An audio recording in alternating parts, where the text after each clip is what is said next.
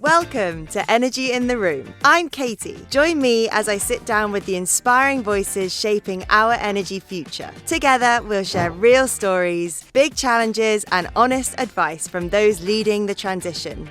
Let's dive in.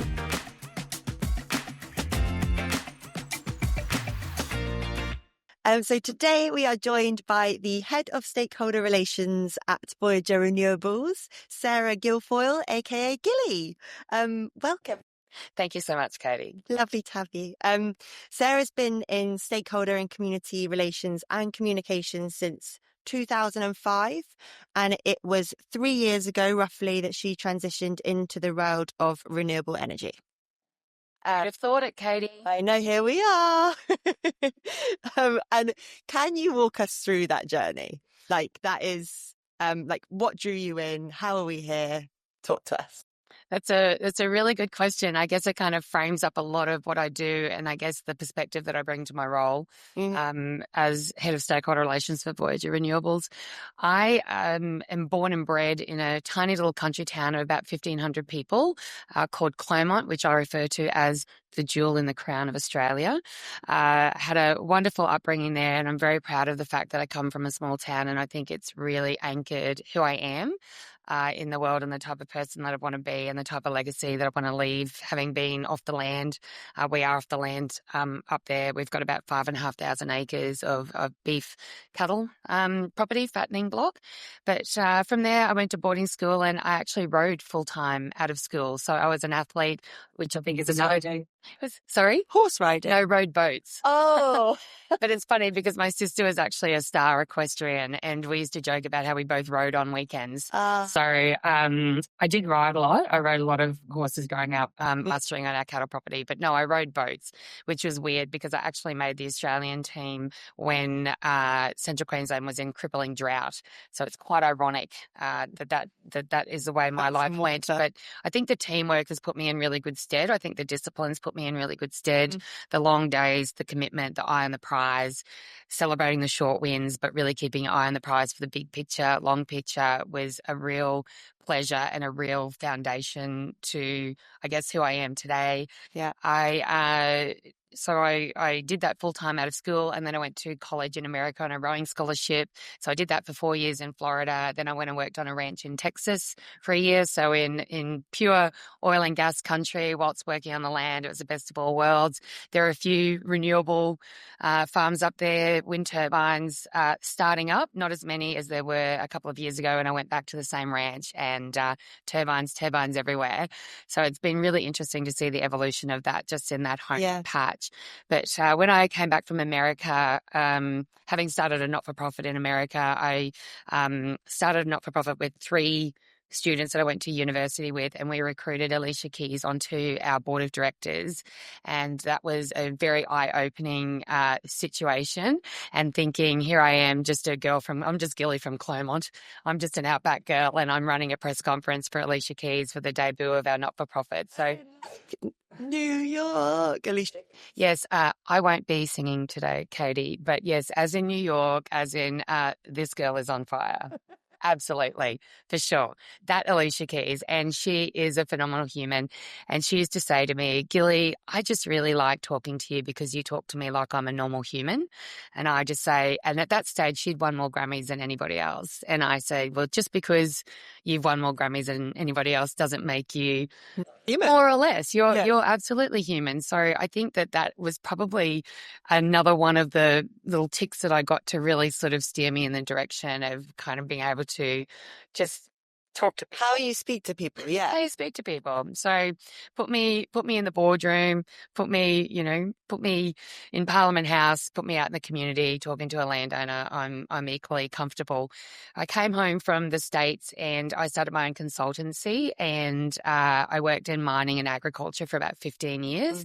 Then I went to work for one of Australia's largest family-run agribusinesses, but it was backed by one of Canada's largest public pension funds. That was a great role. I left that role to challenged myself to do something a bit different. Mm-hmm. And I moved to New South Wales from Queensland, very controversial, but moved down to work for New South Wales Health Infrastructure. So that really began my career and thought and interest and connection to real legacy-based infrastructure.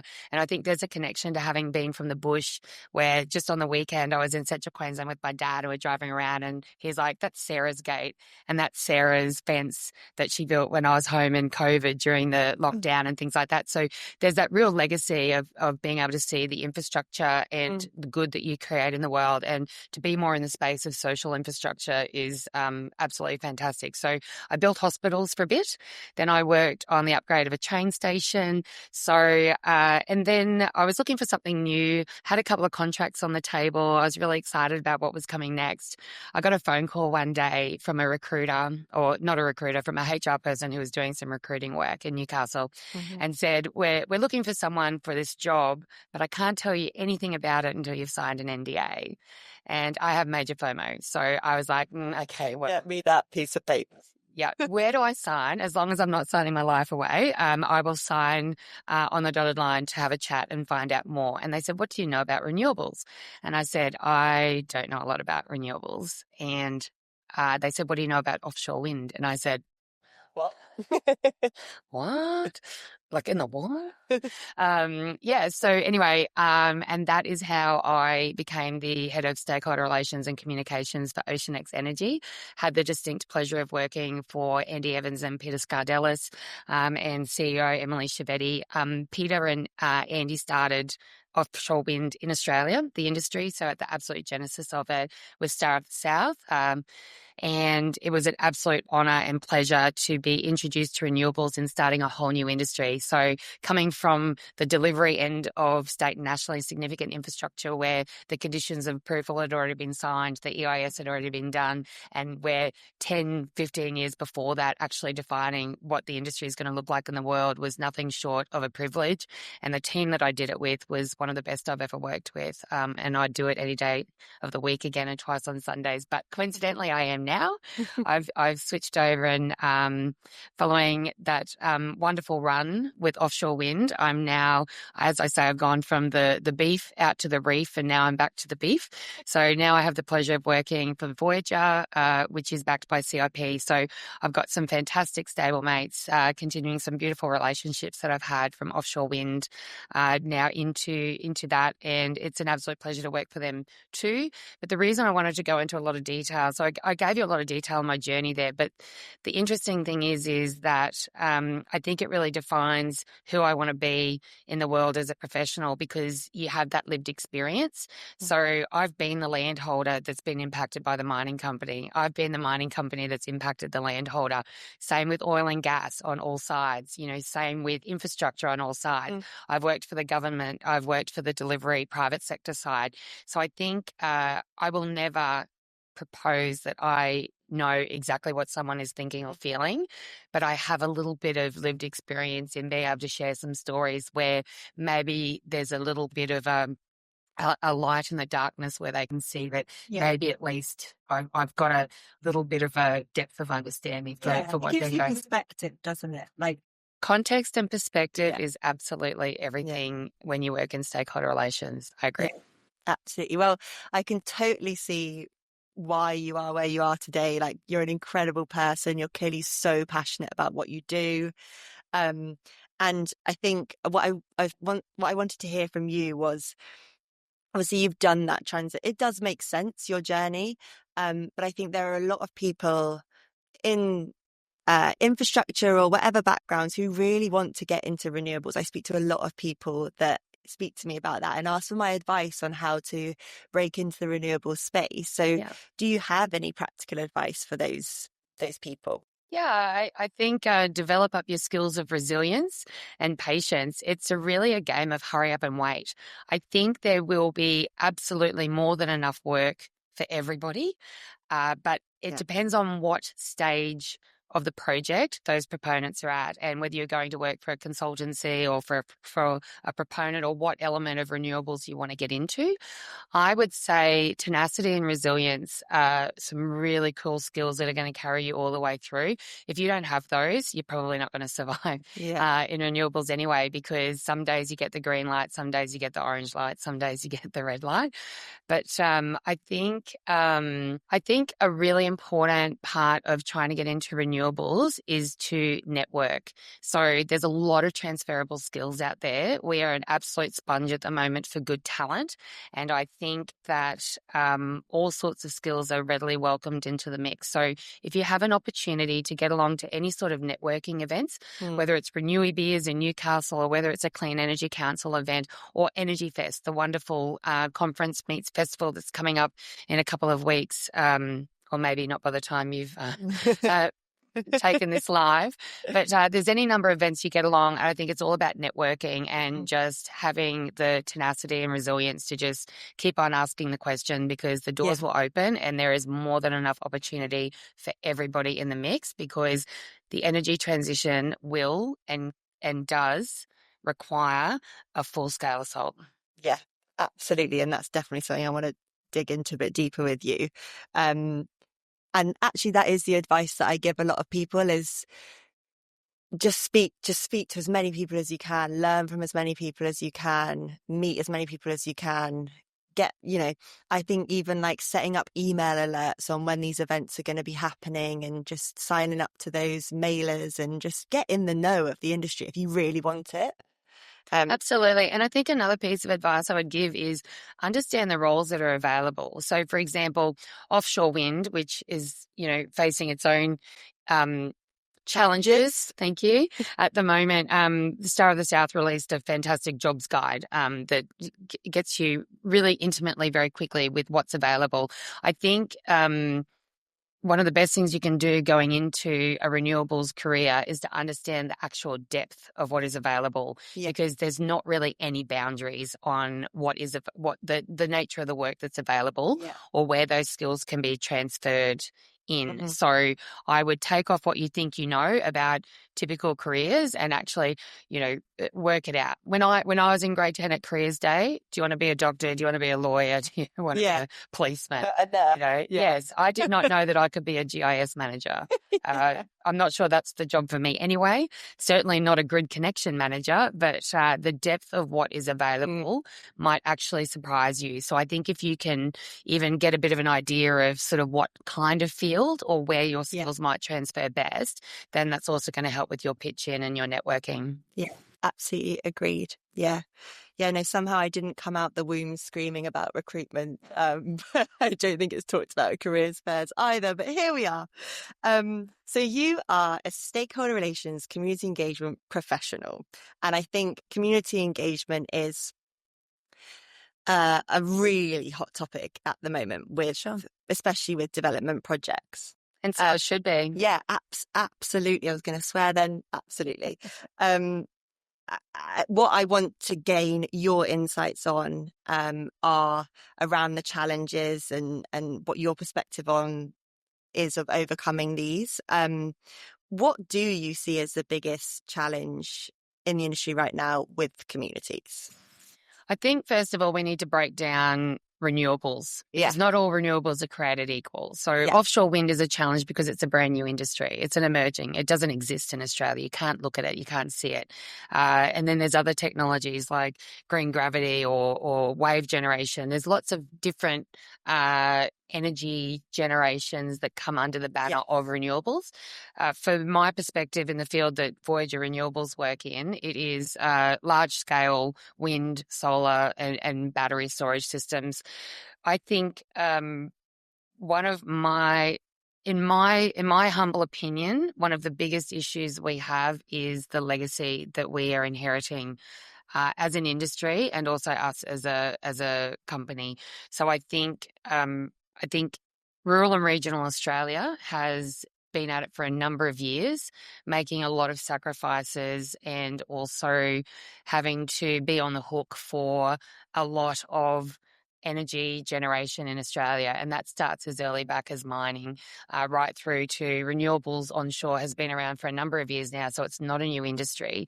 But back then it was heavily unregulated renewables then. So even the difference now between what the expectations of what the legislation defined that you needed to do, let alone what you should do as a good human, is a bit of an issue. So I'm going into communities that are damaged and broken and are not displaying community cohesion because they've been burned, and they haven't been engaged with properly or educated or allowed to come on the journey with. And it's really hard to say, okay, I get that that's happened to you, but we're different and here's how. So I think that sort of dovetails into what I think is probably one of the second biggest issues, which is a little bit controversial and it's a little bit pie in the sky optimistic, but that is, I believe that industry needs to be a little more united and accountable, which is very hard to do when you're in a very commercially aggressive and competitive environment. But that is when you put your company and your projects first ahead of the community. I think if we begin with the end in mind and really focus on the community, I think we could do some really cool things together to hold each other accountable as an industry and create some continuity to interface with the community in a really smart and really sensitive way. Yeah, and I think I was going to ask you, like, how do we balance, like, the urgency of the energy transition and I guess, that, like, commercial aggression from whether it's developers or investors, with like genuine social license and the responsibilities there. But I think that's kind of answered that question. Yeah, to a certain extent. I think absolutely we're accountable to investors. So if it doesn't work, it doesn't work. So you have to be delivering. Yeah, absolutely. But at what cost? And I think where the industry is starting to really clue on, I absolutely am opposed to the term social license. Oh, really? Yes, it doesn't gel well with me, and I think it's something that's been a bit used and abused, and I'm not sure if people really understand what it is that we need to do in the community. They just know that we need to be good citizens, and you need that. But I think what's happening now is there's an absolute inherent understanding that the criticality of community cohesion and being a good citizen in that community and adding value and supporting financially or in other ways, or legacy infrastructure, enabling infrastructure, is just as critical as finding a good wind resource or finding connection to grid, because we've seen it with projects that have been shut down because of a complete disengagement from certain communities. So I think that's great that communities have a lot of power, which again is probably really controversial, but it's really about your approach and how you do it. I think it is possible, but it's hard. And as I say to people in our team all the time, the only way through this is to get really, really, really comfortable with being really, really, really uncomfortable. Absolutely. Yeah. It's not easy. Yeah. It's very, very hard, but it's doable, I believe.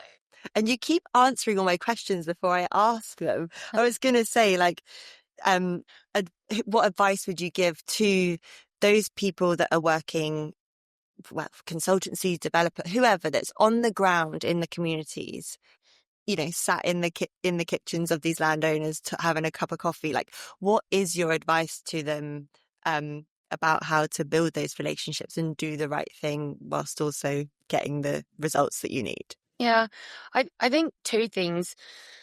It's very difficult to find, a seasoned, internationally, like globally experienced or Australia experienced or nationally experienced development director that's going to be living in, Dubbo, for example, or Broken Hill, for example. Not saying that they're not there, but it might be a little bit harder to find those resources. But as much as possible you can resource from on the ground in those communities, the better. Yeah. So certainly my first approach always is to deploy from the ground in a stakeholder engagement point of view.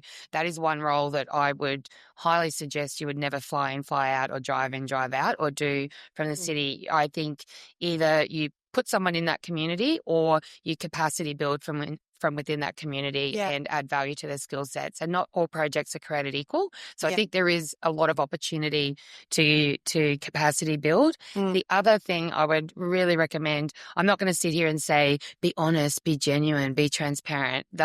If you're not doing that, then you shouldn't be out front facing with stakeholders, period. Yeah. What I would actually say as a second point is I would go into every interaction, whether you're talking to the minister or a landholder, community member, regardless of age or experience or whatever, remember to also wear your industry hat. Don't just be wearing your project hat. Don't just be wearing your company hat, because that person sees you as industry. Yeah. So I think that's something to be really mindful of. I think it's something we do really well at Voyager. Yeah. And I think we really all need to think a little bit bigger picture about who we are in the world when we're out on display. Yeah. Interesting. Just going back, I think there's a bit of a mixed opinion as to whether community professionals should be living in the community. I get quite mixed opinions on that. But you're saying that your thoughts are like, ideally that person should be in that, like living in that area. I would think so. Yeah. We already said it earlier on the podcast, context and perspective is everything. Yeah.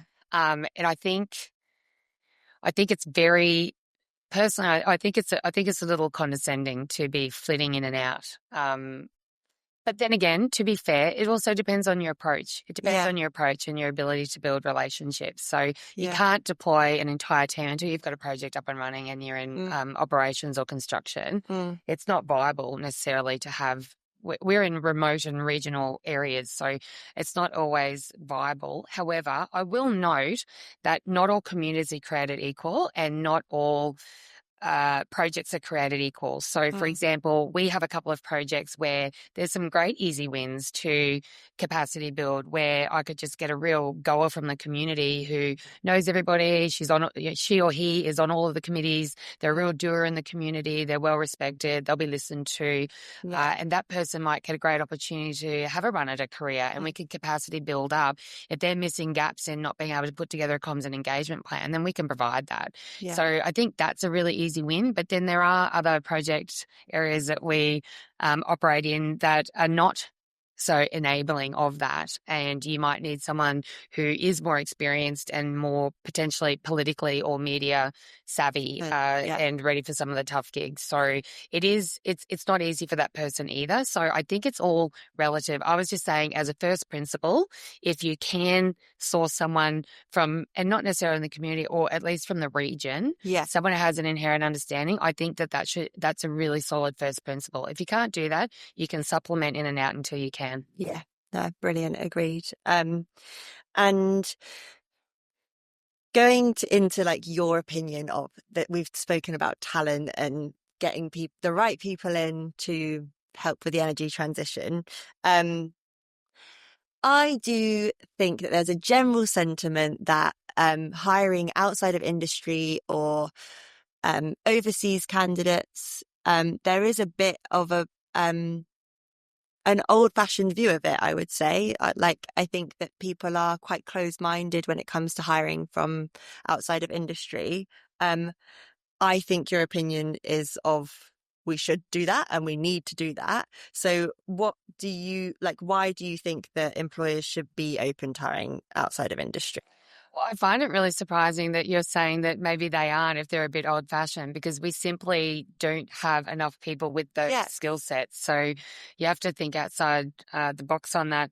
I had a business coach many years ago who said to me that some of your best solutions will come from outside an industry. So you might be working in agriculture, but you might get a great solution or idea from the manufacturing sector or something like that. So I believe cross-pollination adds inherent value. Otherwise, you're just getting high in your own supply and your own vacuum, you know? So I think that is really important. And we absolutely need to do that because we need diversity of thought, but also we're not going to have the numbers. So if you talk to World Australia, so the CEO of World Australia, Jeff Crittenden will openly say, I don't know the number exactly. I think it's like 86,000 welders they're going to need in the next 10 years just to fulfill the infrastructure pipeline. That's not just renewable, that's the infrastructure pipeline, let alone everything else that you might need a welder for. That's just to deliver the existing and noted infrastructure pipeline. That's just welders.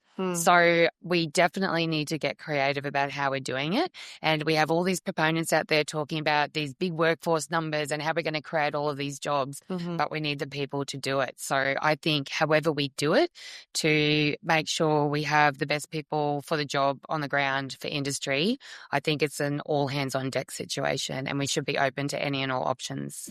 Yeah, definitely.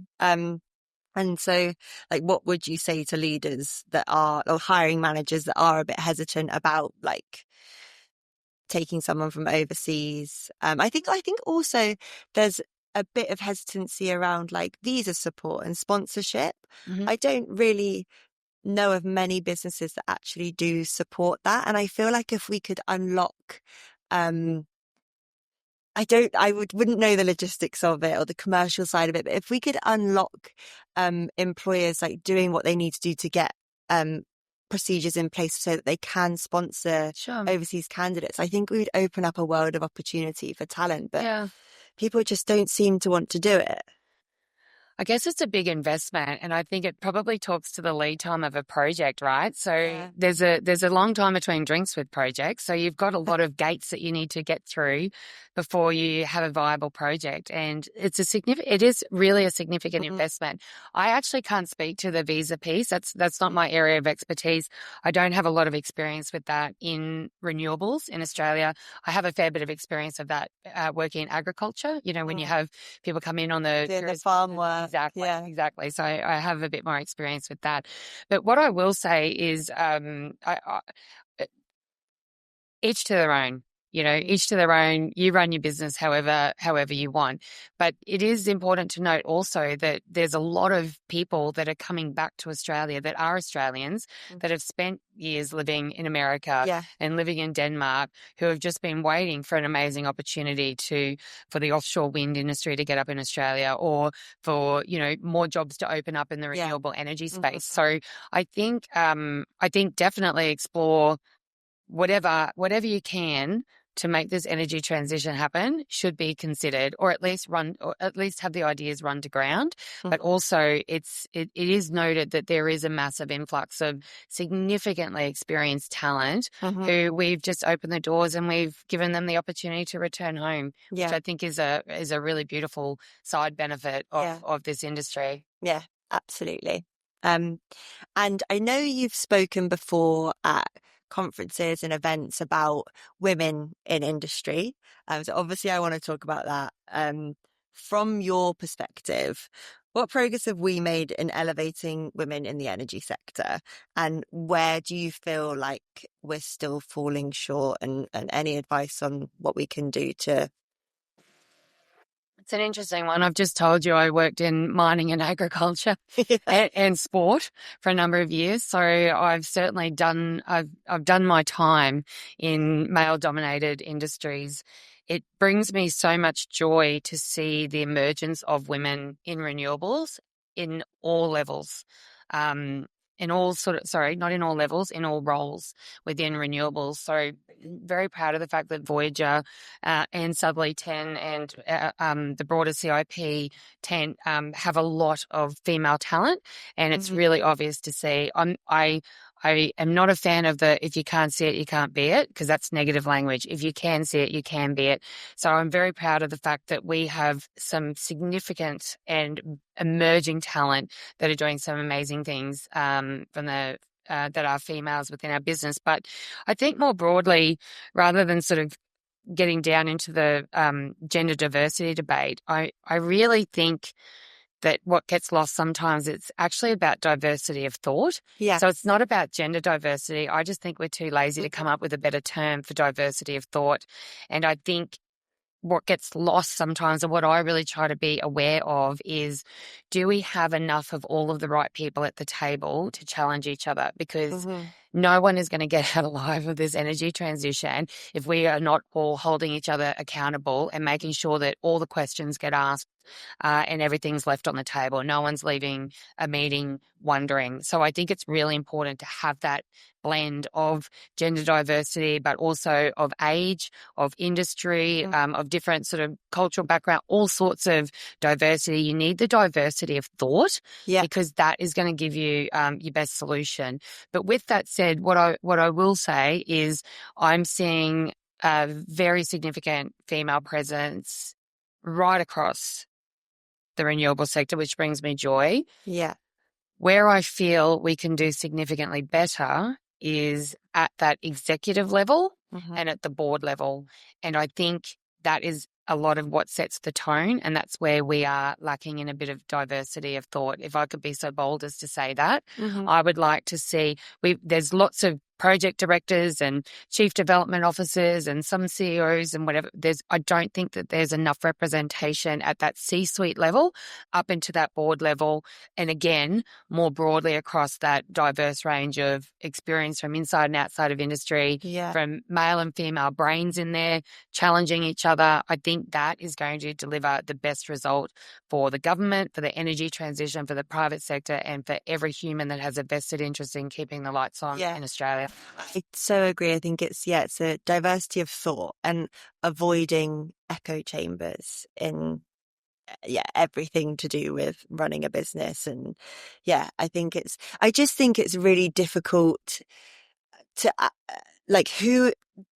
who is actually driving, like how do we actually put things in place to like elevate women in the leadership executive space? Like, is that just going to take time as people come through the ranks? Is it like, should we, where do we actually look at? Like, how do we do it? Yeah, it's a good question. Tony Robbins calls it the tyranny of how. If you want it badly enough, it'll happen. I think if we're sitting around and waiting for an invitation at the dinner table, it's not going to happen. Yeah. I think we just need to keep at it. And keep talking about it. Absolutely. Yeah, for sure. Yeah. And just one more point on that, like you said, like what day to day, what do you think businesses can be doing to support women around them? And like continue with professional development of women? I think equality in the workplace in general is really important. So, I'm a big, strong girl with a big, strong personality. So it's not hard for me to be heard in the workplace. It's ensuring that everybody else has an opportunity or is in a safe space. And, as part of a leadership team, it's my obligation to provide a safe workplace to people where they feel that they are supported and they can grow and for real. And then you're doing that in a real way. I think, but that's very high level and you should be doing that anyway. That's such a baseline elementary thing. It's almost embarrassing for me to say that.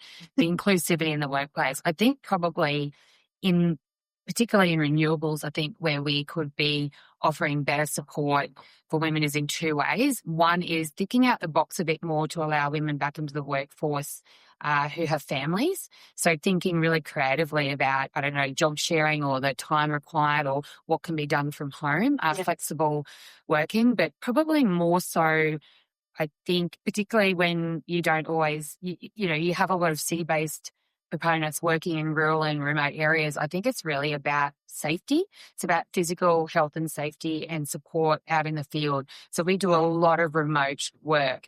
So you might be going out to a project where there might be 500 kilometres to the next toilet stop at a servo. It's thinking about things like that and first aid and are you comfortable and are we sending an 18-year-old graduate out into the wilderness in outback New South Wales. It's that kind of thing. Well, it sounds so elementary and simple, but it's actually not. And I think making feel little things and people forget about the little things and it all adds up. I think so too. And I think in particular that rural and remote piece, do you have the right systems and processes in place? Do you have the right safety tools? Do you have the right communication tools? Do you have the right systems and processes to create a check-in or a health and safety system in how that works so that person is feeling supported? Are you absolutely enforcing that everyone always has to travel in pairs at least? Have you done the sentiment mapping to make sure that, if you get stuck or get a flat tire, that's probably not the best property to go into. Maybe you want to go into that property. So there's nuances in that, in educating and supporting people so that they feel comfortable to go out, because that's where we're doing our work, out in the rural and regional areas. Yes. Yeah, definitely. Well, thank you for that. Is there anything else you wanted to touch upon? No? Amazing. Did you have any questions for me? No, because you kind of answered them anyway. When you're like open to hiring outside and people hesitant, I was going to say, are they though? But you've only said that. I don't know. How was that for you? Really good. Yeah? Yeah, I'm very happy with that. She's heard everybody. Bless you.